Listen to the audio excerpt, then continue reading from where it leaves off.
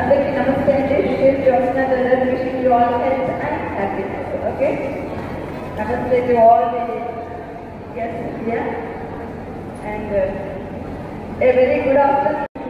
Beautiful performances. ఇక్కడ మహిళా దినోత్సవం మనము సెలబ్రేట్ చేసుకుంటున్నాము. మహిళా దినోత్సవం ఎందుకు స్టార్ట్ అయింది అనేది అందరికీ తెలుసు కదా. ఒక ప్రతిఘటన, ఒక విప్లవం, ఒక ఉద్యమం లాగా స్టార్ట్ అయ్యింది. సమాన వేతనాల కోసము, సమాన ఓటు హక్కు కోసము. వాటన్నిటిని దాటుకుని మనము 2024లో ఎన్ని సంబరాలు చేసుకుంటున్నాము, ఎన్ని ఉత్సవాలు చేసుకుంటున్నాము. ప్రతిరోజు కూడా మహిళా దినోత్సవం లాగానే చేసుకుంటున్నాము. So I'm very happy to see so many ladies here who came to celebrate their own day. అవును కదా, అందరు సెలబ్రేట్ చేసుకోవడానికి వచ్చారు కదా, అందరు సెలబ్రేట్ చేసుకోవడానికి వచ్చారు కదా. ఎస్, మరి మనం ఒక విషయం సెలబ్రేట్ చేసుకోవాలి అంటే ఒక మార్పు అనేది కావాలి. మనలో మార్పు,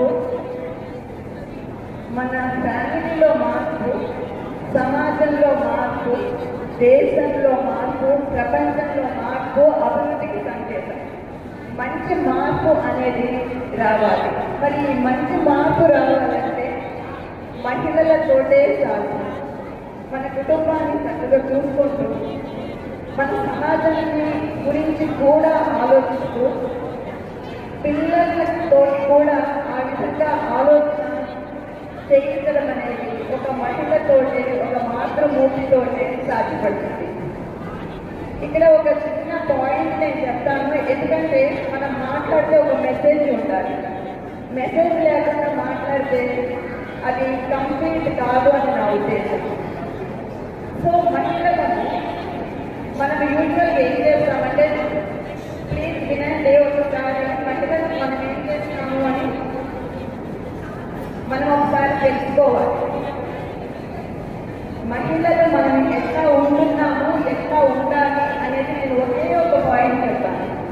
అది ఏంటంటే, మనము సమాజంలో ఏదైనా చెడు కానీ ఒక లోపం కానీ చూస్తే దాన్ని వెంటనే ప్రశ్నించేటట్టుగా తయారు కావాలి మనము. అప్పుడే మన పిల్లలు కూడా అదే పదంలో వెళ్తారు. సాధారణంగా ఏం జరుగుతూ ఉంటుందంటే, ఏదైనా ఒక లోపం కానీ చెడు కానీ ఉంటే మనం బయటపడము, మనకెందుకులే అనుకుంటాము. ఎంతో మంది ఉన్నారు కదా సొసైటీలో, మనకేం వస్తుంది, మనకేం పట్టింది అనుకుంటాం. కానీ మనము మాత్రము క్వశ్చన్ చేసే విధంగా ఉండాలి.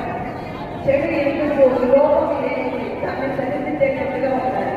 ఈ రకంగా కనుక మహిళలందరూ కరెక్ట్గా కనుక వ్యవహరిస్తే పిల్లల్ని చక్కగా తీర్చిదిద్దగలరు, ఒక మంచి మార్పుని సమాజంలో తీసుకురాగలరు. So once again I wish all the ladies a very very happy international women's day.